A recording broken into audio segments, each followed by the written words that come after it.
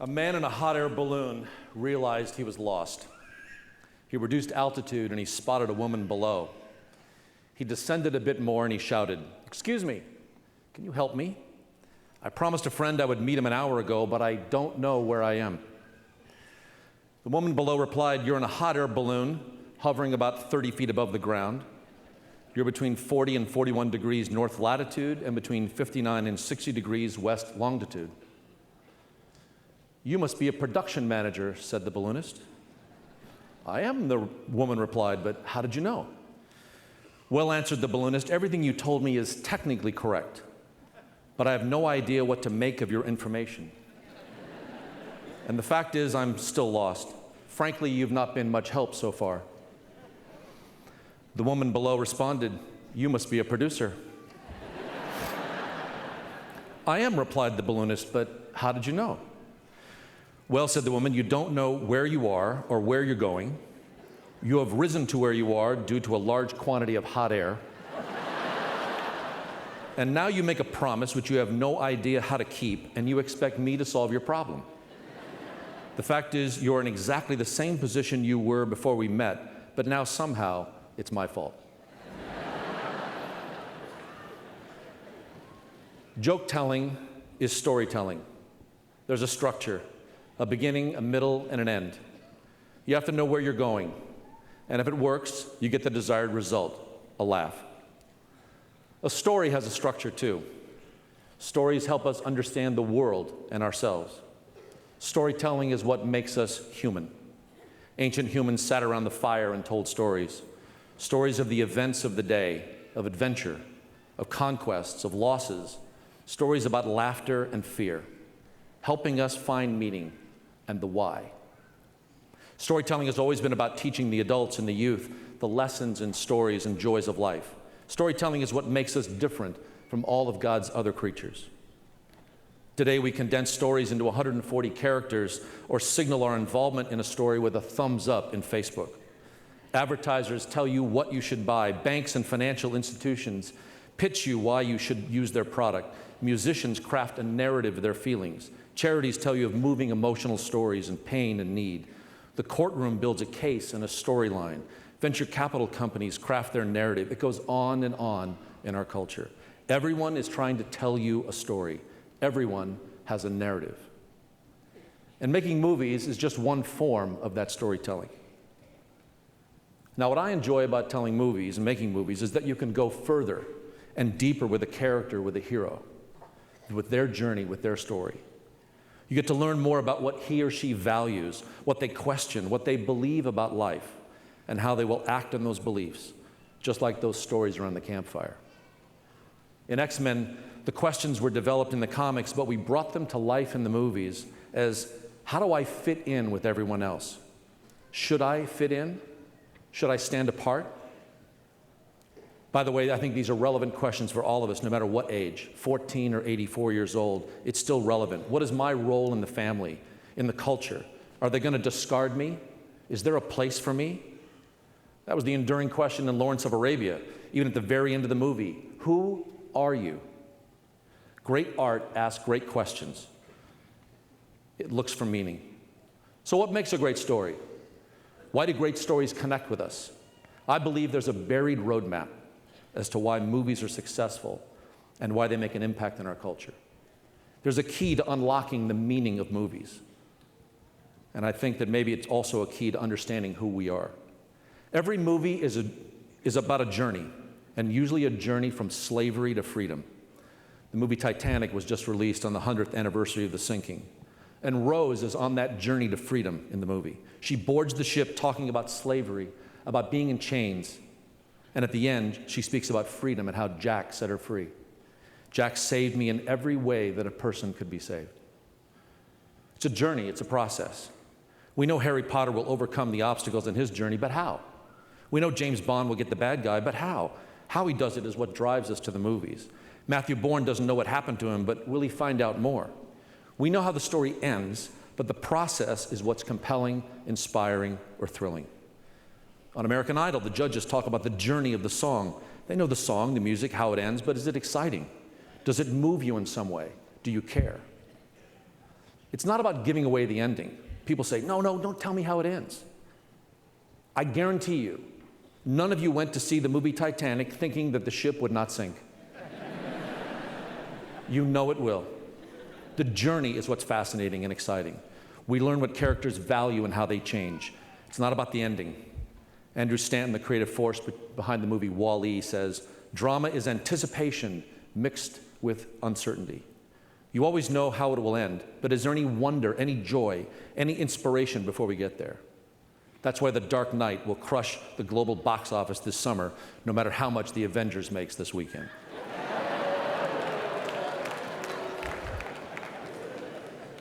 First, you need a character, a hero that we can care about. The first thing people ask about a movie you saw is what it's about, who's in it. Make me care about your story. It could be a singular hero like Indiana Jones or Bridget Jones, or an animated hero like Woody in the Toy Story movies, who desperately wants to be Andy's best toy and do what is best for Andy. It could be a group of heroes like X-Men or Fantastic Four, but make me care. That's the job of a storyteller. And we know what it's like to not care, flipping through TV channels, wandering a magazine rack, scanning web pages. We know what that feels like, but we stop on some channels. Why? What makes me care? I like heroes, and all great movies have heroes who go on a journey. In the comic book and pop culture movies, in the big event movies, we can see these most clearly. Now, all stories have similar characteristics, so let me give you some key ideas about movie heroes that they have in common, and I believe you share some of those characteristics. And let's use Star Wars, since everyone on the planet has seen that movie. All heroes start with a need or a lack. Luke Skywalker in Episode 4 of Star Wars, the first movie, is a complaining, whining teenager. Self-absorbed, he needs to grow up. He lives on a farm with his aunt and uncle. His parents are gone. He is bored out of his mind, and he's very unhappy. In great stories, the need is a moral need, how to act towards others. And the hero is usually unaware of this need in his or her life. Maybe like you, maybe like me.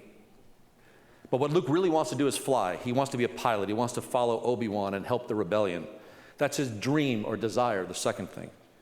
He wants to conquer and manipulate the technology, like his droids, harness it, and fight for the rebellion. The third is the opponent. Standing directly in the path of our hero and his dream is the opponent, always. In Star Wars, this is Darth Vader. Now, the director made it very simple for us, if you ever get confused, because Luke wears all white in the movie, and Darth wears all black. So if you ever get confused about who's the hero, who's the opponent, it's very clear. The opponent is there to prevent the hero from getting to his or her dream. And this is the part where I think I should point out to parents and grandparents and professors are not the opponent, but rather the mentors and advisors. Think of them as Obi-Wan. The mentor helps our hero along the journey at key moments, like today. Back to our hero. A big part of the movie is how Luke tries to get around Darth. He develops a plan with the help of his mentor. And the hero goes after his or her goal with passion. There's a series of battles, of skirmishes, fighting to get to the goal. The hero's driven with their desire and will do most anything. The hero wants that dream or desire obsessively. They bend the rules. I love the scene in Raiders of the Lost Ark where Indy simply pulls out a gun and shoots the sword fighter. He doesn't have time. He needs to find Marion. He needs to get the Ark. In Star Wars, one of the movies I made, Spock is pushing ahead to get down to the planet, and he's accused of lying. He says, I didn't lie. I exaggerated. He didn't have time for a logical discussion. He was bending his own rules. He was driven. And this takes up the bulk of the story, this plan. All of this leads to a great battle, an epic struggle, life-changing, where our hero almost dies. How many times has Harry Potter almost died? Luke almost dies in the trash compactor. Batman's always on the edge of death. It's always epic. And yet, this battle is not a physical battle, but in our best movies and in our best stories, and in your story, it's a battle of values. It's a battle of what Luke believes in versus what Darth believes in. Ultimately, this is what the story is about. The result of the battle is our hero comes away with a self-revelation. Luke learns to trust the Force, not depend on the machines. He throws off the technology and trusts what he learns from Obi-Wan. The hero learns something about himself or herself that they didn't know at the beginning. That's the growth of our hero. And finally, they end up at a new equilibrium. They're armed with self-knowledge, and now they go on to new adventures, or in the studios, sequels. So today, you're at the beginning of a new journey with desires and dreams to start fresh. You have been through the middle journeys. You have been shaped by so many events this past year, all good, some bad. You've finished college education, and now you're going to the marketplace and the world, and they await your arrival. It is all so completely exhilarating and terrifying at the same time. And now, armed with a thirst of knowledge and new equilibrium, you're shaping the beginnings of a new journey, dreaming big, envisioning yourself as the hero. What can you be? What do you want? How can you make a place for yourself in the world? In your epic journey, you will be asking these questions over and over. It's what the heroes on TV show Glee sing about and search for. It's what they talk about and sing about on American Idol. It's the question of the X-Men. Where do I fit? Is there a place for me? There is. In that story structure, those words I just gave you, I believe the self-revelation is the key to unlock the meaning of your journey. The self-revelation is where we make emotional connections with a movie or story. If there's a part of the movie where you might cry or get emotional, it's that point. In a well-told story, it's when the hero reveals a little about himself or herself. That is where we identify and we feel what they feel. And only when we reveal something of our journey and what we have learned do we connect. In Avatar, the most widely seen movie of the last generation, the characters' deepest reveal to each other were the words, "I see you." They were telling each other, "I'm here for you." "I see you" should resonate with us as Christians. That's what God has done for us. He knows your name. He sees me. We are not alone. My inner self is here for you. That's what it means. And we don't want to do this. We don't want to self-reveal. It's hard. It's risky. And yet your family and friends want you to do that. They long for it. It's the only way we really see each other. In Toy Story, it's only when Woody reveals to Buzz Lightyear that he, Woody, deserves to be strapped to that rocket that the evil neighbor kid Sid has constructed. Woody thought only of himself, and he deserves to be sacrificed. And Buzz realizes he's only a toy, but a toy that the owner has written his name on his soul. Only when they both reveal themselves to each other do they build a long and durable friendship. Look at the Best Picture Oscar this past year, The Artist. Did you see it? The highest award in our business, the last Oscars handed out to the producer, by the way, the toughest job. Who would be crazy enough to make a movie in black and white and silent in a world of Avatar in 3D? We live in a culture where everyone walks around connected to something else and not talking to each other. We even sit around as families texting and reading emails to each other. Real conversations seem to be something of the past. So make a silent movie in black and white? Yet in forcing the audience to slow down and pay attention to the story, they created something wonderful. I think Mel Gibson did the same thing with a passion. You have to watch the screen for the dialogue and the visuals. You have to pay attention. In The Artist, our hero, George Valentine, shows up as a self-important person, thinks that the world revolves around him and his dog. He doesn't pay attention to his wife or co-star, but he wants it all, riding on top of the world of silent movies. In the opening, as they try to force his movie character to give up secrets, what does he say? "I won't talk." And when they turn up the torture device, they command him to speak. Brilliant. Crafting a story for a silent film where even the bad guys can't get him to speak. Need and desire. The opponent shows up with the studio chief who wants to make movies as talkies and grow his business. George fights against that, throwing all of his resources into making his own movie that will show them how it's done and why the audience wants him, not the talkies, not the technology. There's a great scene in The Stairway with Peppy, the young woman who broke in as an extra and is now growing in popularity. And it's shot in the Bradbury Building in Los Angeles, a famous location. George's silent film is not doing well. Watch how the scene gets staged. He bumps into her as he's descending the stairs and she's ascending the stairs. The wardrobe in a silent movie helps tell the story, not with color, but with contrast. He starts in high contrast in a tuxedo, but now he wears muted tones and looks just like everyone else. And she's wearing white, high contrast. She's an ally, but he's fighting against her. He watches his old films, trying to recapture what he's missing, why his plan didn't work, but it's empty. He rails at a blank screen when the film runs out, and even his shadow walks away. He sees people laughing at him, battling against him. He decides it's over. He burns his films, but Pepe saves him, tries to get him another job. She takes him in. It all seems too easy when George discovers that Pepe has purchased all of his goods out of bankruptcy. And a great scene where he discovers all those memories of what could have been. He sees the last one as the most devastating, a huge portrait of himself. In great movies, the hero fights against others, against allies, and ultimately against himself. And then he seriously tries to take his own life, and Pepe arrives, showing him how loved he is. He finally reveals he's beaten, willing to change. She creates a new place for him, and in the last frames of the movie, you hear our hero utter the only 2 words in the movie.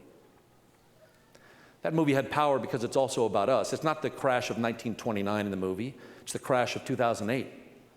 George had to find his way and recalibrate to move forward, just like everyone in this country is doing right now.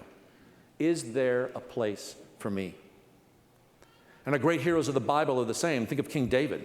He doesn't stand out from his brothers, but in going after Goliath, he rejects the normal body armor and time-tested strategies to defeat the enemy, but rather declares his allegiance to the God of Israel and depends on God for the outcome. And the text says he actually runs at Goliath. Shocking. Shocking enough for Goliath and probably making him a little better target to hit with a smooth stone. I have no doubt that later in his career, David, while negotiating treaties, kept that enormous sword on display, just to remind him and others of who cut off Goliath's head and what God did that day. Or again, David, caught by Nathan, admitted his adultery and his deep failure. These self-revelations shaped the greatest king of Israel and defined the character of a man who was after God's own heart. Or think how Luke records the Transfiguration. A cinematic scene. The stage is lit, the curtains are pulled back, all the important players are there. God the Father, God the Son, the Spirit, the law, the prophets, the inner circle. And what do they talk about? Jesus' impending journey, his exodus. In my own life, one of the most important self-revelations came while I was shooting the movie Hackers. In New York with my kids, getting one last chunk of time with them before traveling back to London. My wife was in LA, and while at the Beauty and the Beast musical with my kids, I was urgently paged to call home. My father-in-law had committed suicide.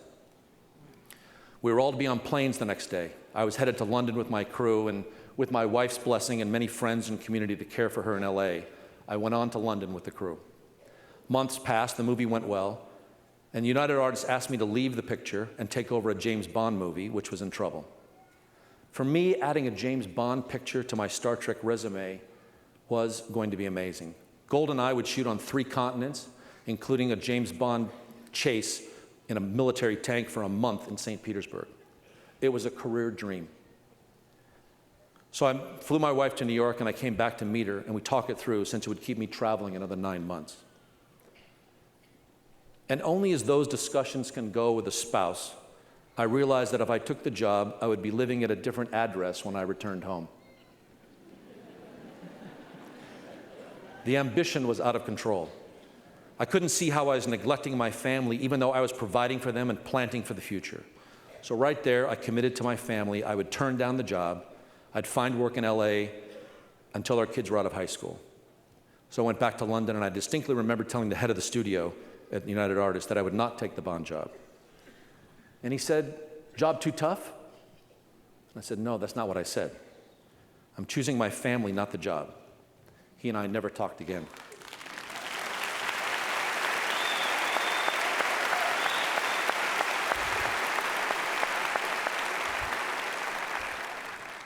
I came home looking for work, praying for significant work, great projects, great directors, but for 6 months, nothing. Okay, God, you told me this is the right thing to do. Now what? Is this a joke? He and I had lots of conversations.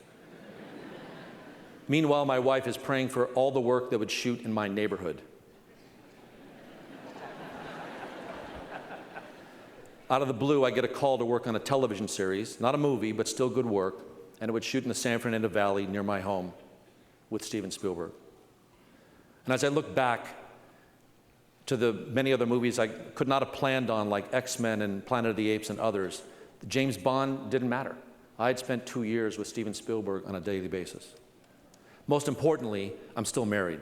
God gave me back my kids and my wife, and that's what lasts.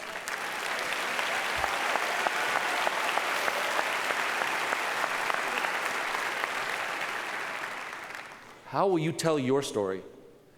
What about your journey? What about this milestone today? What will you talk about at dinner today with your family, grandparents, and friends? Your self-revelation is how you connect, what you have learned on this journey here at this great university. And what is your new equilibrium? How are you strengthened for the next journey? What I've learned is you can't do it alone. The world's too complex and cold to do it yourself.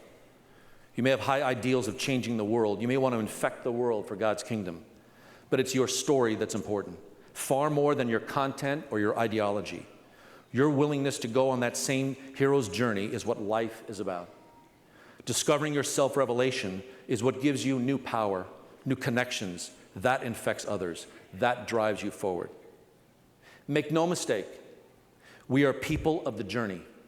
That is how God shapes us and our character for the destination. We long for and hope for the ending, but it's already decided. The journey is what shapes us into God's image.